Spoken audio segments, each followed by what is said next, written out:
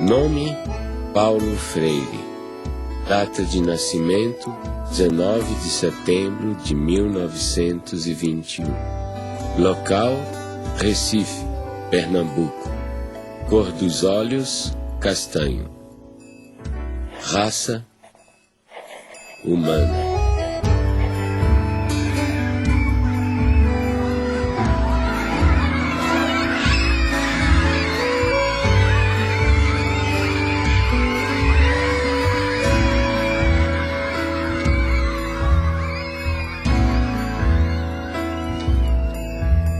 Meu primeiro mundo foi o quintal de casa, com suas mangueiras, cajueiros de fronde, quase ajoelhando-se no chão sombreado. Ali engatinhei, balbuciei, me pus de pé, andei, falei. Eu fazedor de coisas, eu pensante, eu falante. Durante muito tempo, muita gente me pensou em mim ou falou em mim como se eu fosse um especialista em métodos e técnicas de alfabetização de adultos. Não é que eu ache que ser um especialista em alfabetização de adultos é uma coisa inferior. De jeito nenhum, eu acho uma coisa de uma importância enorme. Mas só que a minha preocupação desde o começo era um pouco mais gulosa do que essa. Quer dizer, o que eu buscava já naquela época, nos anos 50, era uma crítica à educação brasileira. Em Angicos, uma pequena cidade no sertão do Rio Grande do Norte, à beira da antiga estrada de ferro, começaram uma revolução. Sua primeira fase durou apenas 40 horas. O alvorecer de autêntica reforma de base que está repercutindo em todo o Brasil e que possivelmente logo envolverá o país inteiro.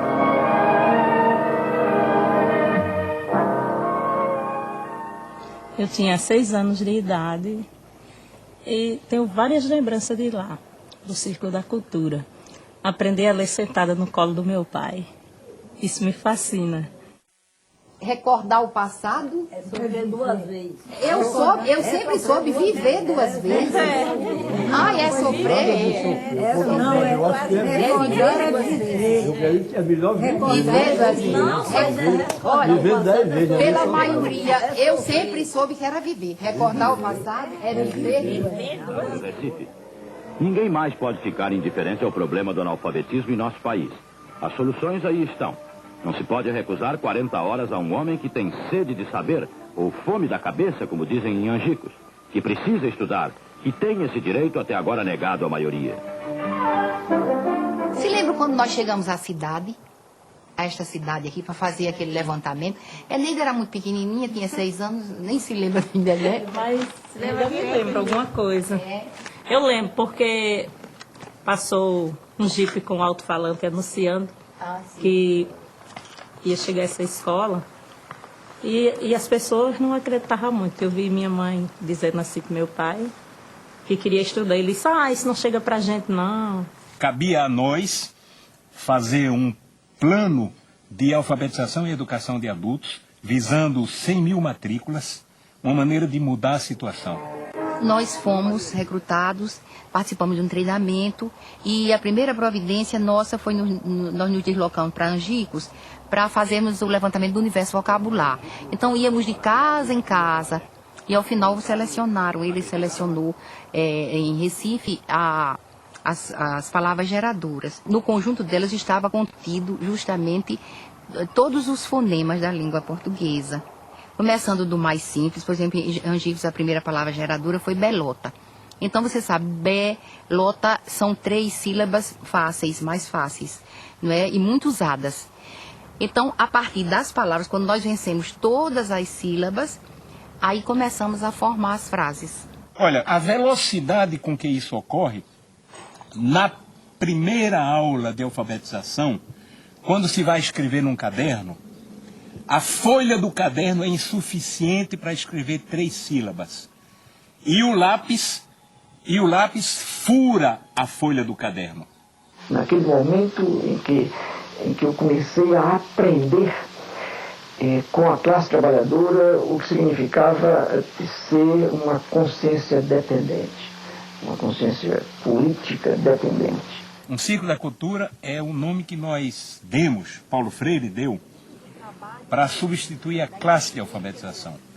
Porque na classe de alfabetização permanece aquele sentimento de A sobre B, ou seja, de um professor que dita, um professor que diz, que transmite uma educação bancária, entende? E alguém que recebe.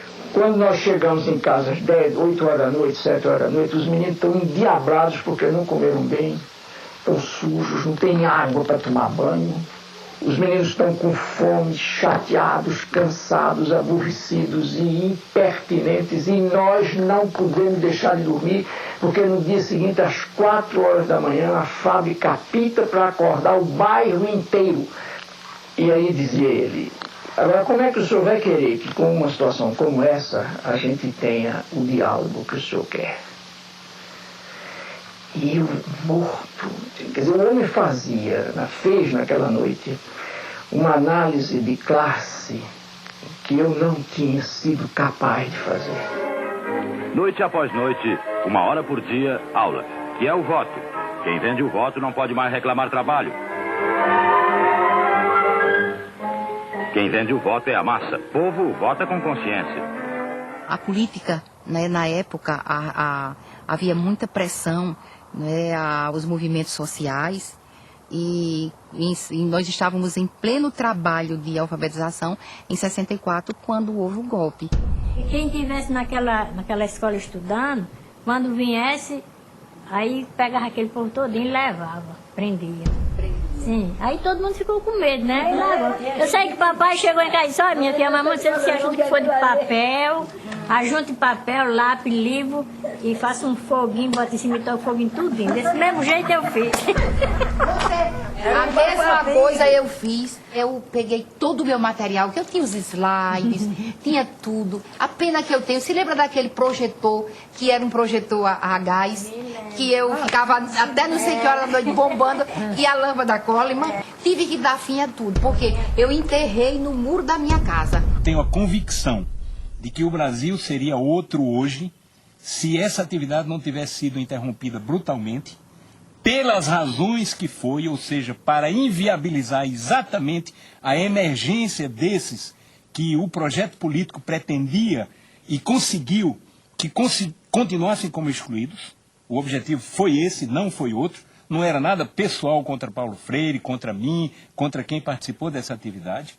E eu sempre me emociono e fico me lembrando, porque aquilo era feito com o coração. Com amor, né? Com amor. Sei votar, aprendi a escrever meu nome. Tive em outras escolas, mas o que mereceu mesmo, que descolou mesmo, que eu me orgulhei em dizer eu não sou mais analfabeto, foi Paulo Freire. Paulo Freire colocou o oprimido na história. Ele deu visibilidade a alguma coisa que estava lá historicamente sendo invisibilizada pela cultura dominante. Então, pondo no palco da história o oprimido, ele estava fazendo um ato revolucionário.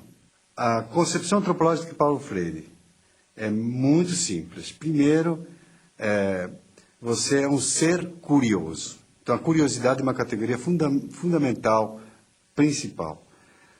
Segundo, você é um ser inacabado, incompleto, inconcluso. Portanto, você precisa do outro. Né? E terceiro, né, se você nasceu como um ser de ligação, conectivo com o mundo, e você comparte com o outro, né, compartilha com o outro o mundo, né, esse mundo está em transformação. Portanto, a antropologia de Paulo Freire está baseada na ideia de que o ser humano está em constante evolução e constante transformação. Primeiro, se nós somos um ser curioso, a primeira coisa que vamos fazer é ler o mundo. Então, a leitura do mundo é um princípio fundamental da teoria do conhecimento de Paulo Freire. A segunda é a tematização. Pegar aquelas palavras geradoras, aqueles princípios geradores, aquilo que o povo conhece, no caso do método de alfabetização, né? Aquilo que o alfabetizando conhece, e descobrir o que significa. E a terceira é a problematização. Você vê, a problematização é o momento culminante do método freiriano. Então, por isso que Paulo dizia, não quero saber de ser conhecido apenas como alguém que inventou o método. Porque, exatamente, o seu método está ligado à sua teoria de conhecimento e à sua antropologia. Professoras, professores, alunos e alunas, boa tarde. E nós já estamos em nosso horário de começarmos o nosso turno vespertino. Nós teremos as nossas atividades na sala do Lego, na biblioteca, atividades de agricultura, e com certeza será mais uma tarde de uma construção da nossa aprendizagem. Então, assim, ao iniciarmos a escola, fizemos a proposta aos servidores, aos trabalhadores da educação aqui. Vamos estudar Paulo Freire, vamos compreender a sua proposta de educação, essa perspectiva de humanização, de libertação, de conscientização. Então, assim, a escola não existia e depois veio Paulo Freire. Paulo Freire existia antes em nosso coração, como uma proposta de vida. E, assim, a proposta conosco, depois surgiu um espaço concreto para vivermos a prática dessa teoria. A gente tentando, e era difícil mesmo. Como pegar um aluno que vem da roça, passa 2 meses em casa, 1 mês só aqui, e fazer esse menino, né? Aí o jeito foi o quê? Mergulhar nas leituras e aprender com esses teóricos, né? E a base da gente foi Paulo Freire, pelo fato de ser uma coisa mais próxima da gente.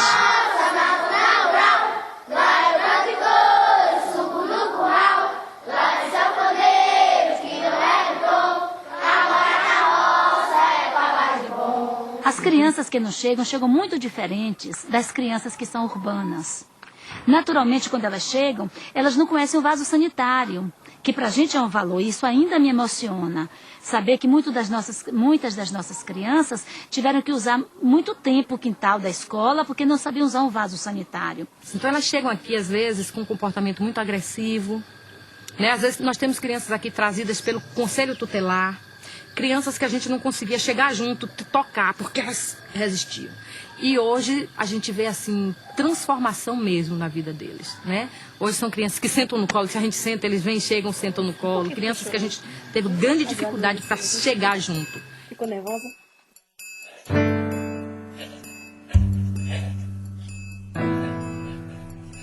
Para mim, o exílio foi profundamente pedagógico. Quando exilado, tomei distância do Brasil, comecei a compreendê-lo melhor. O exílio, rapaz, o exílio me deu muito. Só que o preço do dado é equiparado, tá fazendo? A quantidade que tu ganha é a quantidade que tu tem que pagar. O preço é alto, o preço é e foi alto. Olha, eu só não te diria que eu me sentia destroçado, porque afinal de contas é muito difícil que eu me destroce, entende? Mas eu sofri profundamente. Então havia dimensões da nossa cultura que me fustigavam, como por exemplo o gosto da comida. Nós, claro, tínhamos muita saudade do clima, da gente, da língua, né? Mas a estrutura familiar na questão da comida, por exemplo, do universo, né? Da cultura, nós tínhamos tudo. Todo dia minha mãe arrumou feijão não sei aonde, e galinha de cabidela, que ela ia, achava no mercado Las Vegas, trazia e fazia a jeba da galinha. Era uma comida que se você entrasse... Era uma casa pernambucana, era uma casa brasileira. E não há como sacrificar a sua identidade cultural. Eu nunca me senti melhor do que ninguém porque sou brasileiro, mas nunca me senti pior do que ninguém porque sou brasileiro.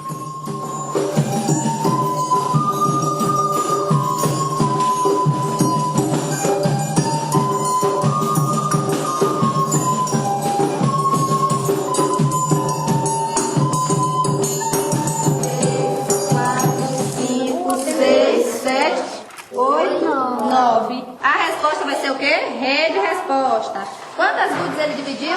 9. sobrou 9 goodies para cada colega. 9 goodies.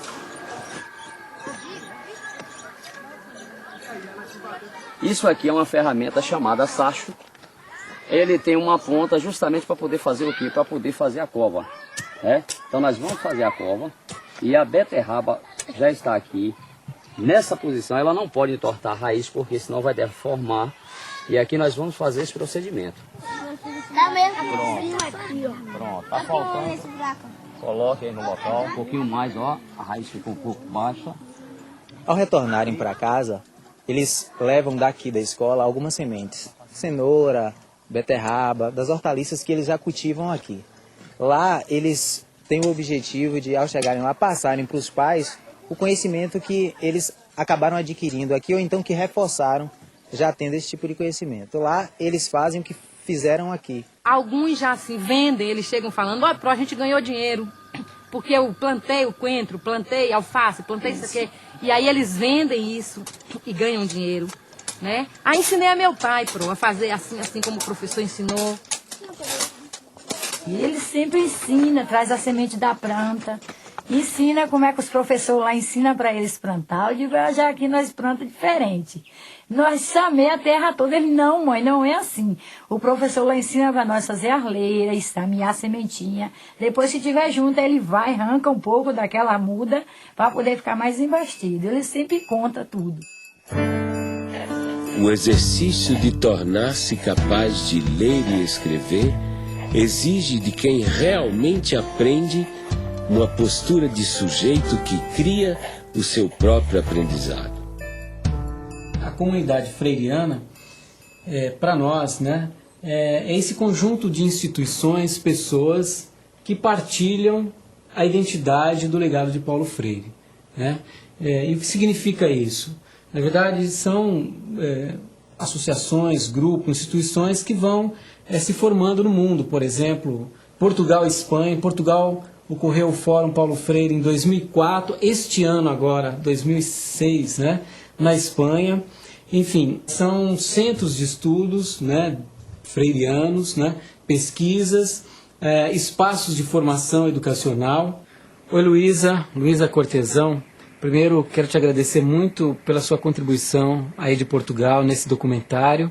Gostaria que você falasse um pouquinho o que é que vocês estão realizando, a experiência freiriana do Instituto aí. Está a ver, portanto, são debates muito aprofundados e muito fundos sobre questões teóricas que têm que ver com problemas que são sentidos na realidade. Fizemos, o título é a exclusão ou as exclusões. E fizemos, por exemplo, uma análise de problemas de exclusão social, de problemas de exclusão na saúde, de problemas de exclusão na justiça, de problemas de exclusão no trabalho, de problemas de exclusão na educação, e agora esse ciclo vai terminar com uma análise sociológica da problemática da exclusão. O que te levou a fundar uma cátedra Paulo Freire aí na Suécia, num local em que, digamos assim, há tão poucos oprimidos? Aquí en Suecia, después de los años 70, que la gente conoció aquí a Paulo Freire, hay un renacimiento de interés. Aquí en Uppsala hay un proyecto muy interesante de desenvolvimiento sustentable, medio ambiente, ¿no? Y esta gente está muy interesada en los esquemas de concientización, ¿no?, de pensamiento crítico freiriano. Efectivamente, he trabajado con grupos étnicos oprimidos, incluso grupos indígenas, con camponeses, con operários também, não? São dois traços de personalidade de Paulo. Primeiro, essa generosidade do menino aberto ao mundo sempre, que quer conhecer, essa alegria de conhecer o mundo. Segundo, a conectividade, que já é uma qualidade do adulto, a conectividade e a relação. Eu acho uma definição perfeita para qualquer ser humano decente. Ser um menino é guardar um pouco toda aquela carga de emoção da criança e a conectividade, que já é um projeto das pessoas adultas. Paulo Freire foi um menino da zona rural igual a gente, que aprendeu a ler debaixo da sombra da mangueira, que gostava de ler, gostava de escrever. Foi um homem que queria transformar o mundo. O momento em que o pai estava a trabalhar, né?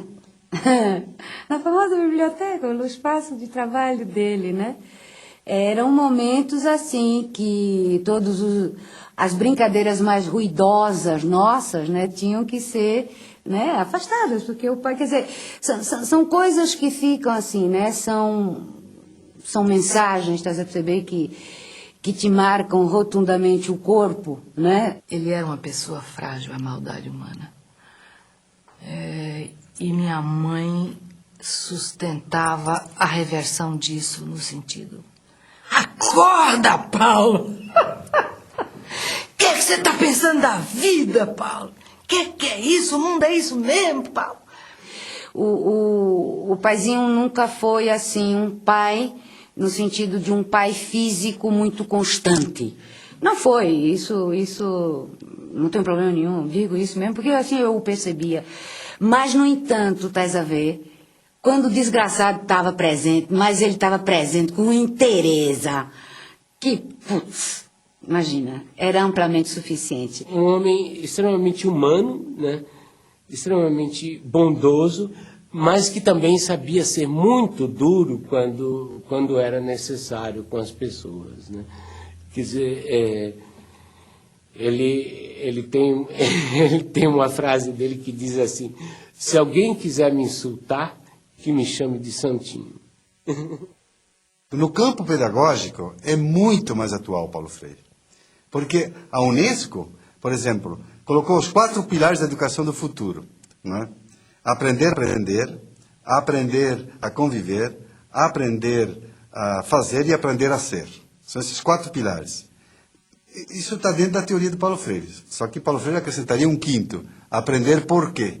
Contra quem, a favor de quem. Ele politizaria muito mais esses 4 princípios, 4 pilares da educação do futuro, evidentemente. Ele sempre coloca a questão do porquê.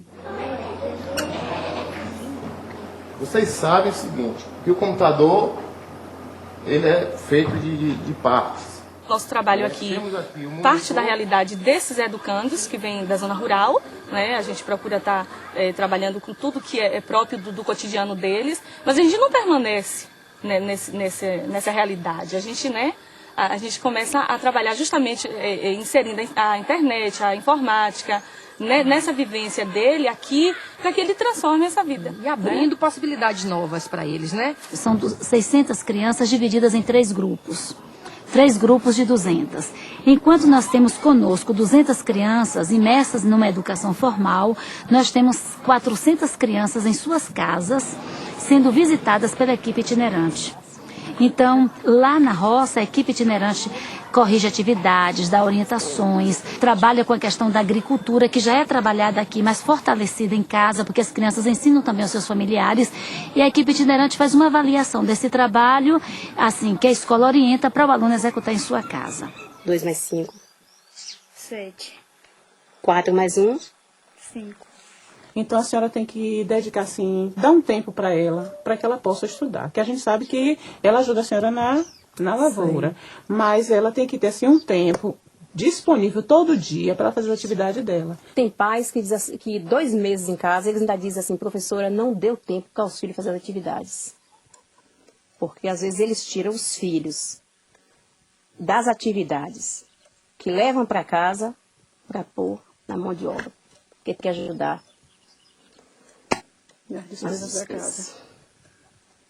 Eu estou trabalhando agora com atividade de artes. E essas atividades é uma atividade que desenvolve a coordenação motora, cognitiva e também ajuda no desenvolvimento da criatividade de cada criança. O restante fica em silêncio e vai terminar a tarefa, tá certo?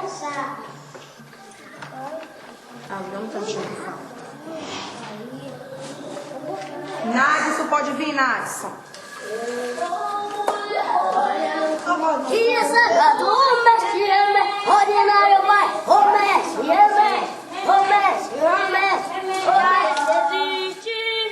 E tomar o banho bem o quê? Passar o sabonete no corpo, atrás. No banho, tira a calcinha e tipo os meninos tiram a cueca. Lave a parte íntima de vocês bem lavada. Fica lá sujinho, Aí vai criando sujeirinha, sujeira, sujeira, e daí cria dor?